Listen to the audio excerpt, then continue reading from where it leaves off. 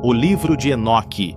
Por que o misterioso livro de Enoque foi excluído da Bíblia?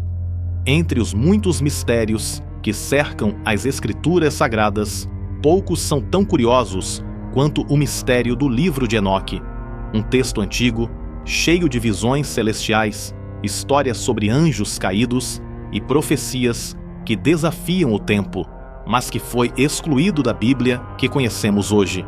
Por quê? O que havia nele que causou tanto desconforto aos líderes religiosos da época? Seria uma ameaça às doutrinas estabelecidas ou um segredo que não deveria ser revelado? Neste vídeo, vamos desvendar as razões por trás da exclusão deste livro fascinante e conhecer as verdades ocultas que ele carrega. Prepare-se para uma jornada entre o céu, a terra e o desconhecido. Eu sou o pastor Bruno Souza e convido você a se inscrever no nosso canal. Ative as notificações na opção Todas e acompanhe as nossas orações diárias. Será uma bênção em sua vida. Enoque é uma figura fascinante e misteriosa na Bíblia. Ele aparece pela primeira vez em Gênesis capítulo 5, como o sétimo descendente de Adão, na linhagem de Sete. O que mais chama a atenção sobre Enoque é a forma única como a Bíblia descreve sua vida. Enquanto a maioria dos outros descendentes de Adão viveu, gerou filhos e morreu, sobre Enoque está escrito algo diferente. Em Gênesis capítulo 5, verso 24, a Bíblia diz: Enoque andou com Deus e já não foi encontrado, pois Deus o havia levado. Isso significa que ele não experimentou a morte como as outras pessoas. Ele foi arrebatado por Deus, o que demonstra que sua comunhão com o Senhor era tão profunda e especial que foi poupado do destino comum da humanidade. Enoque também é conhecido por ser um profeta. No Evangelho de Judas, capítulo 1, verso 14 e 15, é citado que ele profetizou sobre a vinda do Senhor com milhares de seus santos para julgar os ímpios. Essa breve menção faz referência ao conteúdo do livro de Enoque, que traz muitos detalhes sobre essas visões e a relação de Enoque com o mundo espiritual. Mas quem era, de fato, Enoque? Ele não era apenas um homem comum, ele era alguém que viveu em uma época de grande corrupção antes do dilúvio. No entanto, ele escolheu andar com Deus, destacando-se em meio a uma geração perversa. Sua vida e sua comunhão com o Senhor o tornaram uma figura única e cheia de mistérios, que continua a intrigar estudiosos e leitores até hoje. O livro de Enoque é um texto antigo que fascina muitas pessoas, mas que também levanta questionamentos. Esse livro, atribuído a Enoque, é considerado apócrifo, ou seja, não faz parte das Escrituras Sagradas aceitas pelas igrejas protestantes. Ele é conhecido por conter narrativas detalhadas sobre os anjos caídos, o julgamento divino e visões sobrenaturais impressionantes, o que o torna um texto interessante, mas também polêmico. Na época que surgiu o livro, os judeus estavam sob a influência de diferentes culturas, como a persa, a grega e, mais tarde, a romana. Muitas ideias e filosofias externas começaram a se infiltrar no pensamento judaico, enquanto o povo enfrentava perseguições e pressões para abandonar sua fé.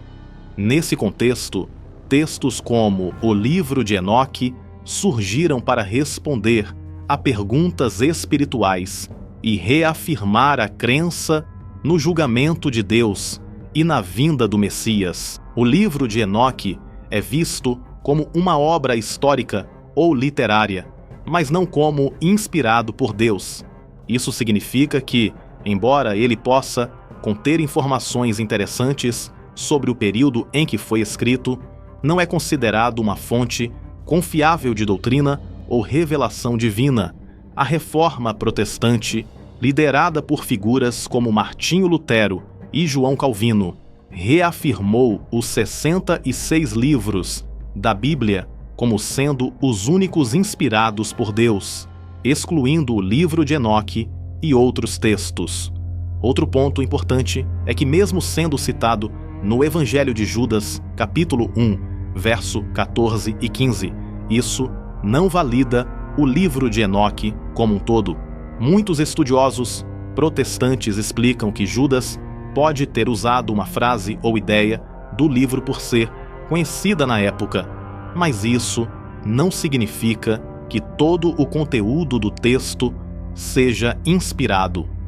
Além disso, o livro de Enoque levanta preocupações por conter elementos que não estão alinhados com as doutrinas centrais da Bíblia, como detalhes extensos sobre os anjos caídos e suas relações com os humanos.